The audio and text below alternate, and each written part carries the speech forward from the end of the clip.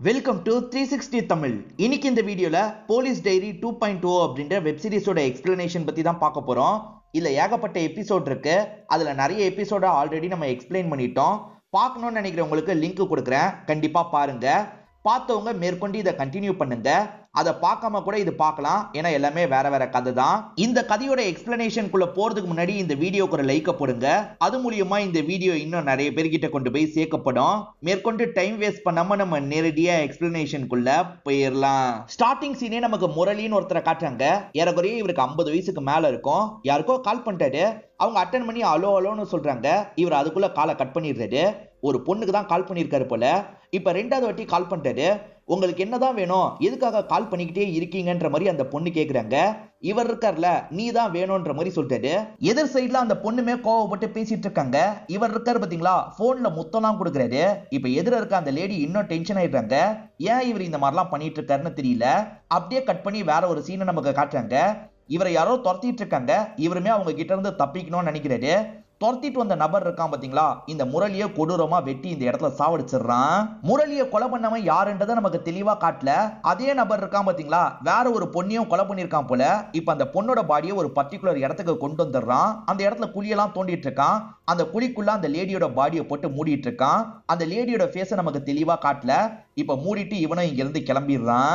இப்ப கோர்ட்ல ஒரு கேஸ் நடந்துட்டு இருக்கிறத நமக்கு காட்டுறாங்க. ஒரு திருடன் திருட்டு வேலை பண்ணிருப்பான். கண்டிப்பா அவன் தான் திருடன், கஸ்டடியில எடுத்து விசாரிக்கணும் அப்படின்ற மாதிரிலாம் ஒருத்தர் கேட்டுட்டு இருக்காரு. இவருக்கு ஆப்போசிட்ல தீபான்னு ஒரு பொண்ணு தான் இருக்காங்க. அவங்க அந்த திருடனுக்கு ஆதரவா பேசுறாங்க.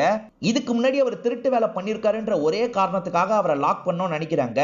திருட்டு நடக்கும் போது அவர் இந்த பகுதியிலே இல்ல, வேற ஒரு பகுதியில தான் இருந்தாரு. இவங்க கிட்ட போதுமான எவிடன்ஸ் இல்ல, இருந்தாலுமே கஸ்டடியில எடுக்கணும்ன்ற மாதிரி கேக்குறாங்க. கஸ்டடியில அடிச்சு டார்ச்சர் பண்ணி ஒத்துக்க வைப்பாங்க. இதுக்கு நீங்க அலோவ் பண்ணக்கூடாது அப்படின்ற மாதிரிலாம் ஜட்ஜை பார்த்து சொல்லிட்டு இருக்காங்க. தீபா சொல்றதுல நியாயம் இருக்கிறதா ஜட்ஜ் நினைக்கிறாரு. அதனால ஜட்ஜ் இருக்காருல, இவரை நான் விடுதலை பண்றேன் அப்படின்ற மாதிரி சொல்லிட்டாரு.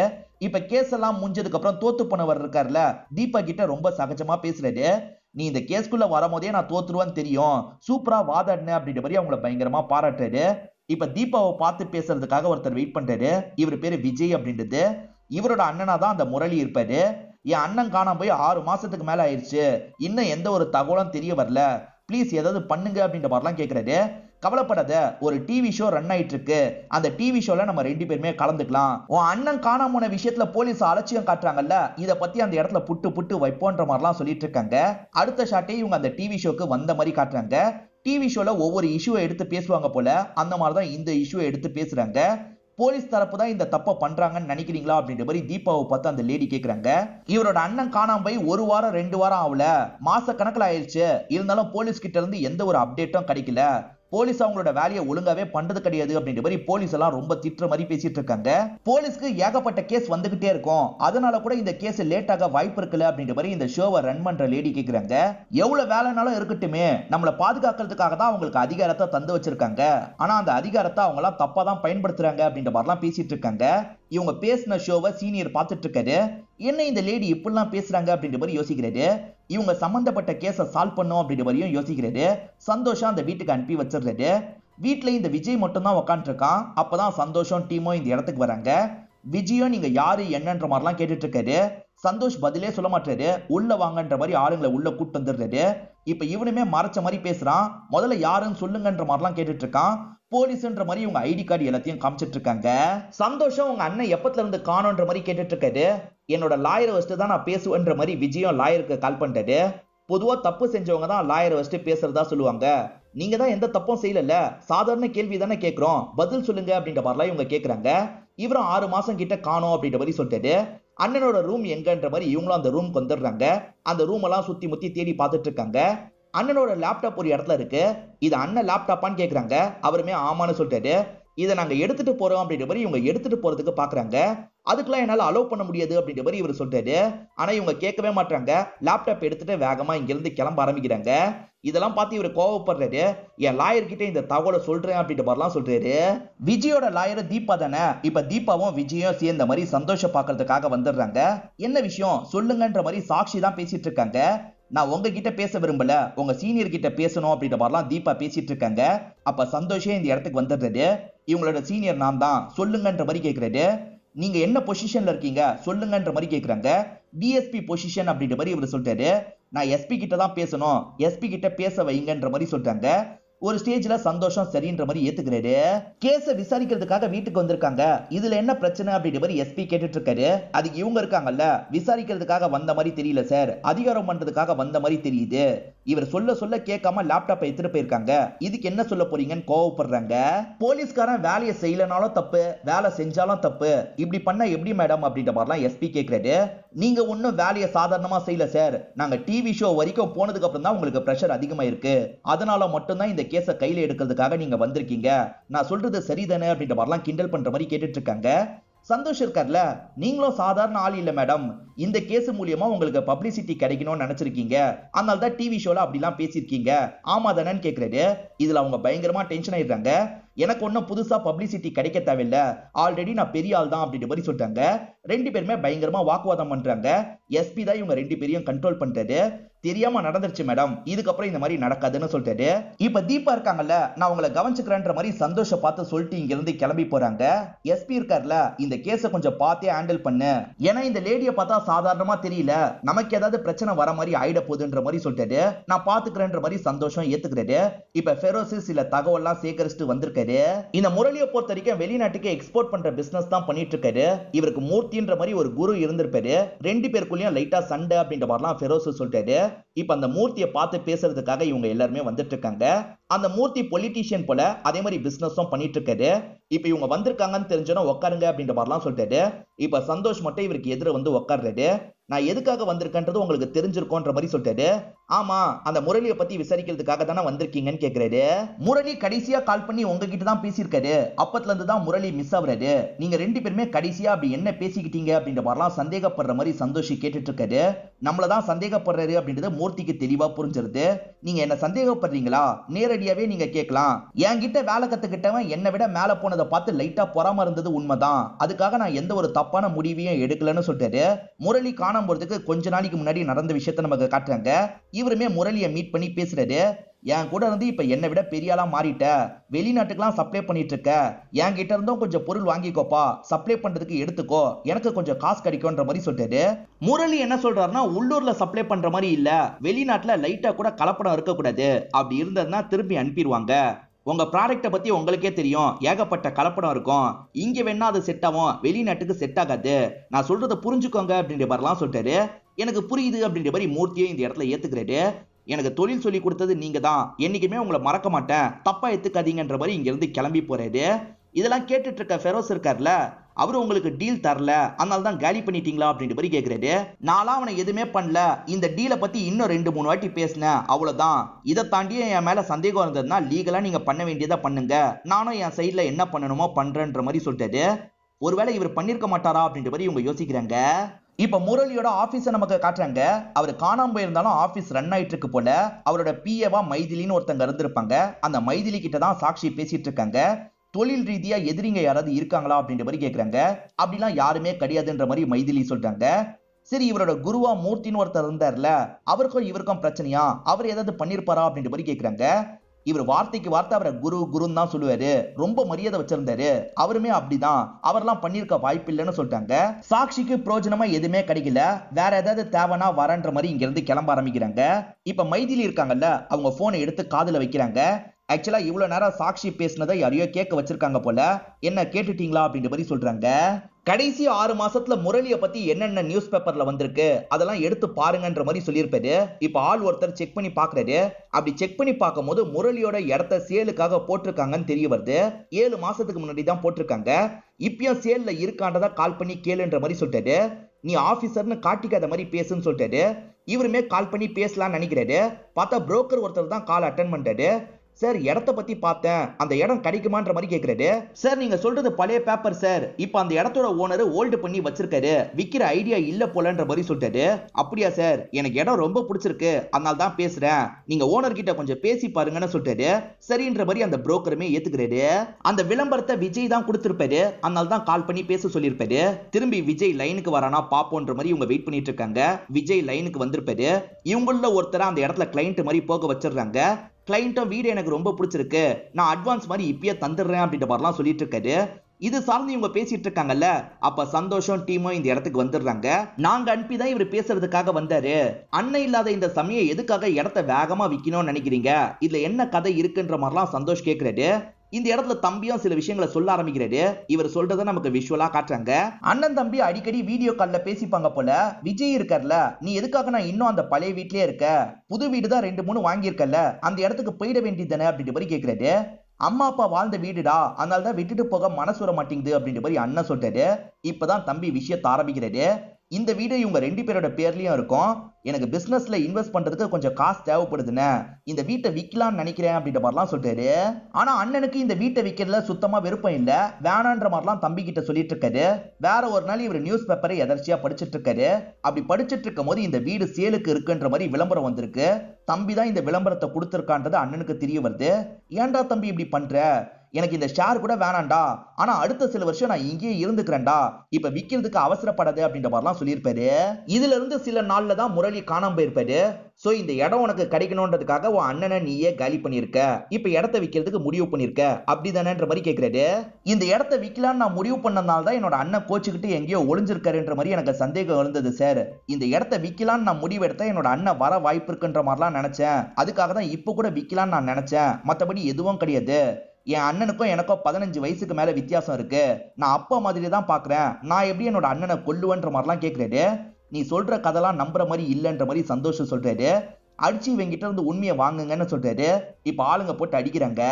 இப்ப போட்ல மீன் பிடிச்சிட்டு இருக்கவங்கள நமக்கு காட்டுறாங்க. வலையில பெருசா ஏதோ மாட்டிக்குது போல. இவங்களுமே சந்தோஷமா இழுத்துட்டு இருக்காங்க. பார்த்தா ஒரு மூட்டை தான் மாட்டிருக்கு.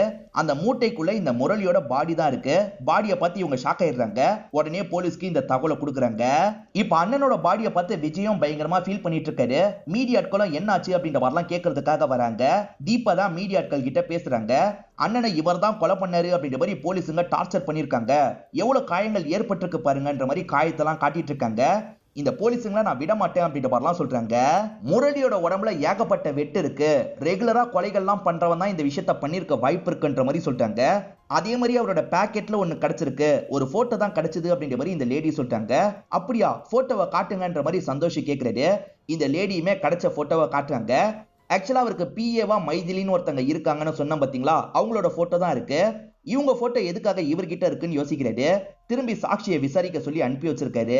கடைசி 4 நாளா அந்த பிஏ மைதிலி வேலைக்கு வரலன்னு தெரிய வருது. இப்ப உஷான்ற ஒரு பொண்ணு கிட்ட தான் சாட்சி பேசிட்டு இருக்காங்க. அந்த மைதிலியோட கேரக்டர் எப்படின்ற மாதிரி கேக்குறாங்க. அவங்க சரியில்லை மேடம், ஹஸ்பண்டை பொறுத்த வரைக்கும் கை கால் விழுந்துருச்சு, ட்ரீட்மெண்ட்லாம் இவங்க தான் பார்த்துட்டு இருக்காங்க. ட்ரீட்மெண்ட்டுக்கு பாஸ் தான் 5 லட்சம் ரூபாய்க்கு மேல காசு தந்தாரு. பாஸ் எப்பவுமே அவங்க கிட்ட ஃப்ளர்ட் பண்ணி தான் பேசுவாரு. இந்த லேடியும் அமைதியா இருப்பாங்க. ஹஸ்பண்டுக்கு இவங்க சீட் பண்ணிருக்காங்கன்னு நான் சந்தேகப்படுறேன் அப்படின்ற மாதிரிலாம் இந்த பொண்ணு சொல்லிட்டு இருக்கா. மைதிலி ஹஸ்பண்ட் ஹாஸ்பிட்டல்ல இருக்கிறது அவரை செக் பண்ணவாது அவங்க வருவாங்க, அப்படி வந்தா தகவல் கொடுக்கணும் அப்படின்ற மாதிரி சாட்சி சொல்றாங்க. இந்த உஷான்ற பொண்ணும் சரின்ற மாதிரி ஏத்துக்கிறா. இப்ப போட்ல புர்காலாம் போட்டு 2 பேர் போயிட்டு இருக்காங்க. அதுல ஒருத்தர் தான் ஸ்டார்டிங் கொலை பண்ண நபரா இருப்பாரு. அவருக்கு போன் கால் வருது. போன்ல பேசுற இவர் இருக்கார்ல, நான் கூட்டிட்டு தான் வந்துட்டு இருக்கேன்னு சொல்லிட்டாரு. இன்னொருத்தங்க யாருன்னு பார்த்தா இந்த பிஏ மைதிலியா தான் இருப்பாங்க.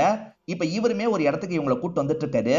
ஒரு கார் நின்னுட்டு இருக்கு. 2 பேருமே அந்த காருக்குள்ள ஏறுறாங்க. கூட்டிட்டு வந்துட்டேன்ற மாதிரிலாம் இவர் யார்கிட்டயோ சொல்லிட்டாரு. அது யாருன்னு பார்த்தா தீபாவா தான் இருப்பாங்க. இப்ப தீபாவும் திரும்பி இவங்க 2 பேரை பார்த்த மாதிரி பேச ஆரம்பிக்கிறாங்க. இப்ப வித்யான்ற ஒருத்தங்களை நமக்கு காட்டுறாங்க. பப்புல பயங்கரமா பார்ட்டி எல்லாம் பண்றாங்க.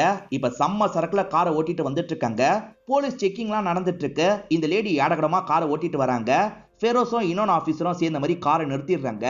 இன்னொன்னு ஆபீசர் இருக்கார்ல, சார் இவங்க சீரியல் ஆக்ட்ரஸ் சார், மகாலட்சுமின்ற ஒரு சீரியல்ல நடிச்சிட்டு இருக்காங்க அப்படின்ற மாதிரிலாம் சொல்லிட்டு இருக்காரு. அந்த லேடி பயங்கரமா குடிச்சிருக்காங்கன்னு ஃபெரோஸ்க்கு தெரிய வருது. உன் பேர் என்ன அப்படின்ற மாதிரிலாம் இந்த இடத்துல கேட்டுட்டு இருக்காரு. இவங்க இஷ்டத்துக்கு உளறிட்டு இருக்காங்க. இதை கவனிச்சிட்டு இருக்க இன்னொன்னு ஆபீசர் இருக்கார்ல, என் ஒய்ஃபு கிட்ட இவ்வளவு மாதிரி இருக்கணும்ன்ற மாதிரி சொல்லியிருக்கேன், பார்த்தா இவளே இப்படி இருக்கான்ற மாதிரிலாம் சொல்லிட்டாரு. ஃபெரோஸோ இவங்களோட டாக்குமெண்ட்டை நம்மளே பார்க்கலான்னு எடுக்க போறாரு. அப்படி எடுத்தாதான் இது முரளியோட டாக்குமெண்ட்னு தெரிய வருது. அப்ப இது முரளி கார் எப்படி இவகிட்ட வந்தது அப்படின்ற மாதிரி இந்த இடத்துல பயங்கரமா ஷாக் ஆயிட்டு இருக்காரு. இந்த லேடிக்கு போதை தெரியட்டும் அப்படின்ற மாதிரி வெயிட் பண்ணிட்டு இருக்காங்க. இப்பதான் இந்த லேடி தெளிவா பேசுறாங்க. அந்த கார் யாரோடது, உனக்கு யார் தந்தா அப்படின்ற மாதிரிலாம் கேக்குறாரு. என் ஃபேன் தான் தந்தாரு அப்படின்ற மாதிரி இவங்க சொல்றாங்க. அது யாருமா அந்த ஃபேனு, அந்த ஃபேனை பத்தி கொஞ்சம் சொல்லு அப்படின்ற மாதிரிலாம் இவங்க கேட்டுட்டு இருக்காங்க. அந்த ஃப்ரெண்டோட பேரு தீனாவா இருக்கும். இப்ப இந்த வித்யா இருக்காங்கல்ல, ஒரு பப்ல இருந்து அந்த தீனாக்கு கால் பண்றாங்க. ஸ்டார்டிங் கொலை பண்ணால அவன் பேர் தான் தீனா போல, நீ உடனே கிளம்பி வான்ற மாதிரி சொல்றாங்க.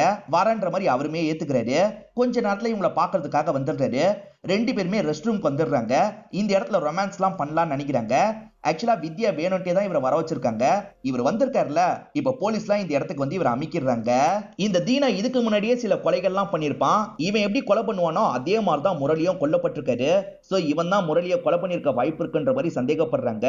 முரளி காரோட காணாம போயிருப்பாரு. அந்த காரை தான் இவன் எடுத்து அந்த ஆக்ட்ரஸ் கிட்ட தந்திருக்கான்னு இவங்களுக்கு தெரிய வருது. எதுக்காகடா கொன்ன, ஒழுங்கா சொல்லுன்ற மாதிரிலாம் கேட்டுட்டு இருக்காங்க. நான் எல்லாமே சொல்லிடுறேன், இந்த விஷயத்த நான் தீபான்ற லாயர் சொல்லி தான் பண்ணன்ற மாதிரி சொல்றான். எது தீபா பண்ண சொன்னாங்களா அப்படின்ற மாதிரி இவங்க ஷாக் ஆகுறாங்க. இப்பதான் தீபா பண்ண சில விஷயங்களை நமக்கு காட்டுறாங்க. தீபா ஃபேமிலி லாயரா இருப்பாங்க, அதனால தான் இவர் பேசுறதுக்காக வர வச்சிருக்காரு. எனக்கு கல்யாணம் பண்ணணுன்ற ஆசையே இல்லாம தான் இருந்தது. ஆனா மைதிலியை என்னைக்கு பார்த்தனோ அன்னைக்கே கல்யாணம் பண்ணணும்னு முடிவு பண்ணிட்டேன். ஆனா மைதிலிக்கு இல்ல ஓகேவா இல்லையான்றது எனக்கு தெரியல. நான் பேசினா சரிப்பட்டு வராது, எனக்காக நீங்க பேசுங்கன்னு கேக்குறாரு. இவங்க மைதிலி கிட்ட பொறுமையா இவரை பத்தி பேசி பாக்குறாங்க. அவர்கிட்ட ஏன் தான் 5 லட்சம் வாங்கினன்ற மாதிரி இருக்கு. ஏன்னா இப்பெல்லாம் என்ன பார்த்து சிரிச்சு சிரிச்சு பேசுறாரு. இதெல்லாம் எனக்கு பிடிக்கல, எனக்கு என்னோட ஹஸ்பண்ட் தான் முக்கியன்ற மாதிரி அந்த லேடி சொல்லியிருப்பாங்க. இதை தானே இவங்க சொல்லணும். ஆனா இவர்கிட்ட வேற மாதிரி சொல்லிட்டு இருக்காங்க. நீங்க நினைக்கிற மாதிரியே தான் மைதிலி நினைச்சிட்டு இருக்காங்க. ஆனா பொண்ணுங்க சீக்கிரமா அதை வெளியே சொல்ல மாட்டாங்க சார். நான் சாமர்த்தியமா உங்ககிட்ட பேசுறேன், உங்க கல்யாணத்துக்கான ஏற்பாடு பண்றேன், நீங்க கவலைப்படாதீங்க, செலவு கொஞ்சம் ஆகும், அதை மட்டும் எனக்கு தந்துருங்க அப்படின்ற மாதிரி சொல்லிட்டாங்க.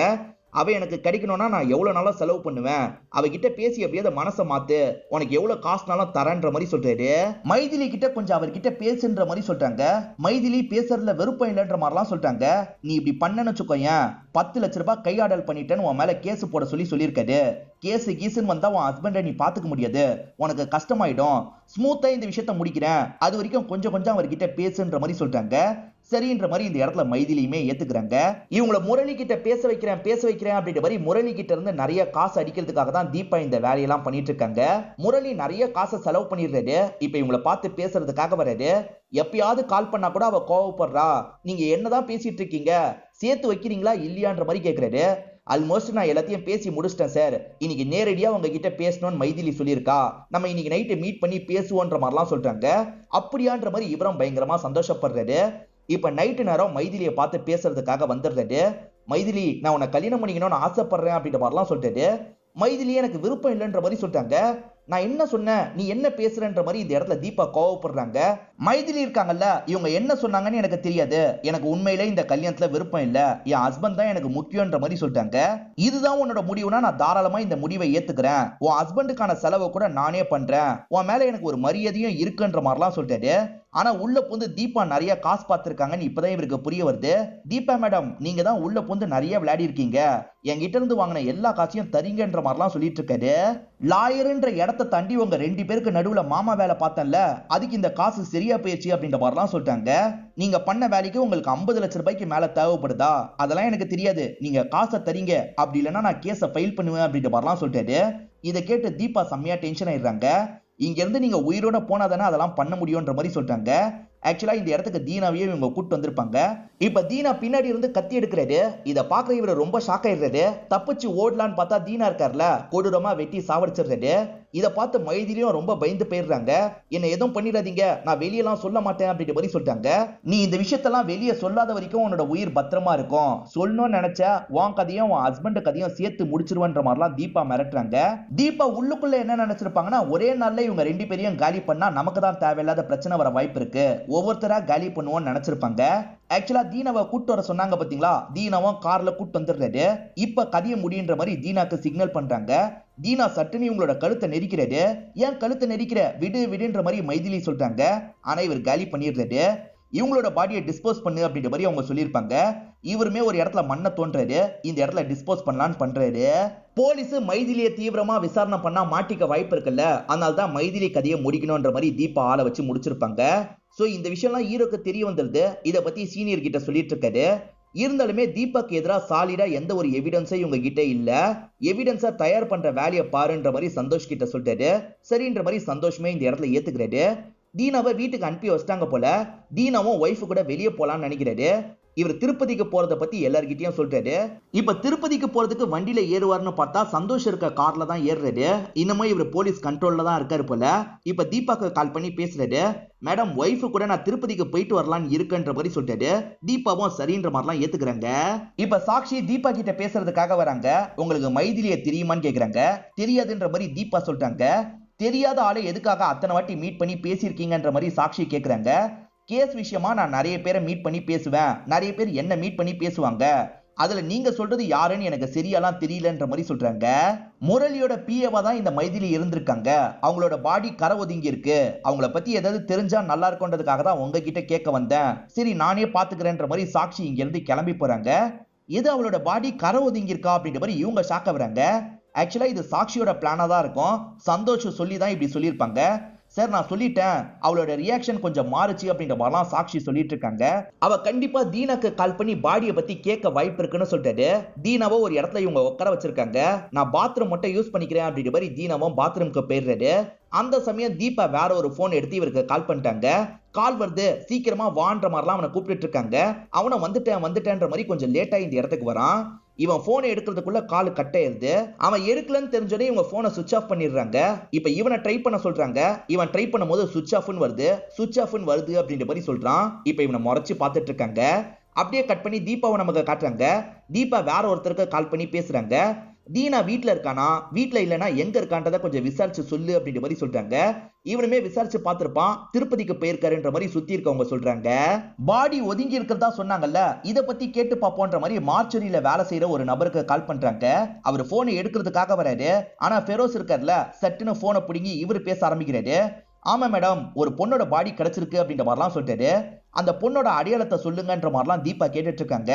அந்த பொண்ணு கிராப் கட்டிங் மாதிரி பண்ணிருப்பா அப்படின்ற மாதிரி இவர் சொல்லிட்டாரு. அதாவது மைதிலியோட அடையாளத்தை சொல்லிட்டாரு. மைதிலி பாடியை தீனா புதைச்சு தானே வச்சான், அது எப்படி கரை ஒதுங்கி இருக்கும் அப்படின்ற மாதிரி இவங்க பயங்கரமா யோசிக்கிறாங்க. தீனா சொன்ன ஸ்டேட்மெண்ட் மூலியமா இவங்களை போலீஸ் அரெஸ்ட் பண்ணிடுறாங்க. இப்ப விசாரணை நடக்கிறதுக்காக கோர்ட்டுக்கு கூட்டு வந்துடுறாங்க. உங்க சார்பா வாதாடுறதுக்கு லாயர் இல்லையான்ற மாதிரி ஜட்ஜி கேட்கிறாரு. எனக்காக நானே வாதாடிக்கிறேன் அப்படின்ற மாதிரி இவங்க சொல்றாங்க. இப்ப எதிர்த்தரப்பு லாயர் இவங்களை மடக்கிற மாதிரிலாம் கேள்வி கேட்டுட்டு இருக்காரு. தீனா இவங்களதான் குற்றவாளியா சொல்றாரு, இவங்க சொல்லிதான் அந்த கொலை பண்ணிருக்காரு அப்படின்ற மாதிரி சொல்றாரு. ஆனா தீபாக்கு தான் நல்ல வாத திறமை இருக்குல்ல, அவர் வைக்கிற பாயிண்ட் எல்லாம் உடைச்சிட்டு இருக்காங்க. எனக்கும் போலீஸ்க்கும் ஏகப்பட்ட பிரச்சனை, நான் போலீஸை விமர்சிச்சு நிறைய கருத்து சொல்லியிருக்கேன், அதனால்தான் என்ன பழி வாங்குறதுக்காக இப்படி பண்ணிருக்காங்கன்ற மாதிரி சொல்லிட்டாங்க. இப்ப தீனா அந்த இடத்துக்கு வந்துடுறாரு. இவங்க சொல்லிதான் நான் 2 கொலை பண்ணேன் அப்படின்ற மாதிரிலாம் சொல்லிட்டு இருக்காரு. ஆனா இவங்க இருக்காங்கல்ல, நான் சொன்னதுக்கு ஏதாவது ஆதாரம் இருக்கா, நான் சொன்னதுக்கு எந்த ஒரு ஆதாரமும் கிடையாது, இவன் கொலை பண்ணி இருக்கிறதுக்கு வேணா ஆதாரம் இருக்கலாம், ஆனா நான் சொல்லிதான் பண்ணான்றதுக்கு என்ன ஆதாரம் இருக்கு, எந்த ஆதாரமும் இல்லாத பட்சத்துல என்னை இப்படி வச்சிருக்கிறது சரி கிடையாது, என்னை விடுதலை பண்ணுங்க அப்படின்ற மாதிரிலாம் ஜட்ஜை பார்த்து பேசிட்டு இருக்காங்க. ஏறக்குறைய இவங்க எல்லா பாயிண்ட்டையும் உடைச்சிடுறாங்க. இதை பார்த்துட்டு இருக்க இந்த டீமை சேர்ந்தவங்க என்ன பண்றதுன்னு தெரியாம முழிச்சிட்டு இருக்காங்க. சாக்ஷி இருக்காங்கல்ல, சார் கேஸ் நம்ம கையை விட்டு போயிட்டு இருக்கு அப்படின்ற மாதிரிலாம் சொல்றாங்க. இப்ப இந்த எவிடன்ஸை காமிச்சா நல்லா இருக்கும்ன்ற மாதிரி இவர் சொல்றாரு. இப்ப இந்த எவிடன்ஸை காட்டுறதுக்காக வேகமா இந்த இடத்துக்கு வராரு. புதுசா ஒரு எவிடன்ஸை சப்மிட் பண்ணும் அப்படின்ற மாதிரி சொல்றாரு. கடைசி நேரத்துல நீங்க இதுக்கு ஏத்துக்கூடாது அப்படின்ற மாதிரி தீபா சொல்றாங்க. ஆனா இவங்க தரப்பு லாயர் இருக்காரு பாத்தீங்களா, சார் இதுக்கு முன்னாடியே இதை காமிச்சிருந்தா இந்த எவிடன்ஸை உடைச்சிருப்பாங்க, அதனால தான் கடைசி நேரத்துல எடுத்துட்டு வந்திருக்கோம், நீங்க ஏத்துக்கணும் அப்படின்ற மாதிரி சொல்லிட்டாரு. ஜட்ஜுமே சரி எவிடன்ஸை காட்டுங்கன்னு கேட்கிறாரு. இவங்களுமே அந்த ஃபுட்டேஜை ஜட்ஜு கிட்ட காட்டுறாங்க. மைதிலி பாடி கரை ஒதுங்குச்சுன்னு சொன்னாங்க பாத்தீங்களா, அதுல இவங்க ரொம்பவே குழம்பி போயிருப்பாங்க. அந்த இடத்துல பாடி இருக்கான்றத பாக்கணும்ன்ற மாதிரி புதைச்ச இடத்துல இவங்க தேடி பாக்குறதுக்காக வந்துருவாங்க. குழியெல்லாம் தோண்டி பாக்குறாங்க, பாடி அங்கதான் இருந்திருக்கும். நல்லா நம்மள குழப்பி விட்டுருக்காங்கன்ற மாதிரி டென்ஷன் ஆகி அங்க இருந்து கிளம்பி இருப்பாங்க. ஆனா இவங்க தோண்டி பார்த்தத சந்தோஷ் இருக்கார்ல, ஒரு சிசிடிவி கேமரா வச்சு வீடியோ மாதிரி எடுத்திருப்பாரு. இவங்க தப்பு பண்ணலனா எதுக்காக அந்த இடத்துக்கு வந்து தோண்டி பார்த்திருக்கணும்ன்ற ஒரு கேள்வி வருதுல்ல, இது மூலியமா இவங்க குற்றம் பண்ணிருக்காங்கன்றது ஜட்ஜுக்கு புரியுது. இவங்களுக்கான தண்டனையை வழங்கிடுறாரு. இவங்க ரொம்ப ஆட்டிடியூடோட சந்தோஷ் கிட்ட பேசினாங்கல்ல, இப்ப சந்தோஷ் அதுக்கெல்லாம் பதிலடி கொடுக்குற மாதிரி இவங்க கிட்ட பேசிட்டு இருக்காரு. இப்ப இவர் இந்த கேஸை சால்வ் பண்ணிட்டார்ல, சந்தோஷமா இங்க இருந்து கிளம்ப ஆரம்பிக்கிறாரு. இதோடயே இந்த எபிசோடோட கதையை நமக்கு முடிச்சிடுறாங்க. இந்த கதை உங்க எல்லாருக்குமே பிடிச்சிருக்கோம் நம்புறேன். இந்த வீடியோ உங்களுக்கு பிடிச்சிருந்ததுன்னா லைக் பண்ணுங்க, கமெண்ட் பண்ணுங்க, மறக்காம 360 தமிழ் சேனலை சப்ஸ்கிரைப் பண்ணுங்க. தொடர்ச்சியா இந்த மாதிரி வீடியோக்கள் வந்துகிட்டே தான் இருக்கும்.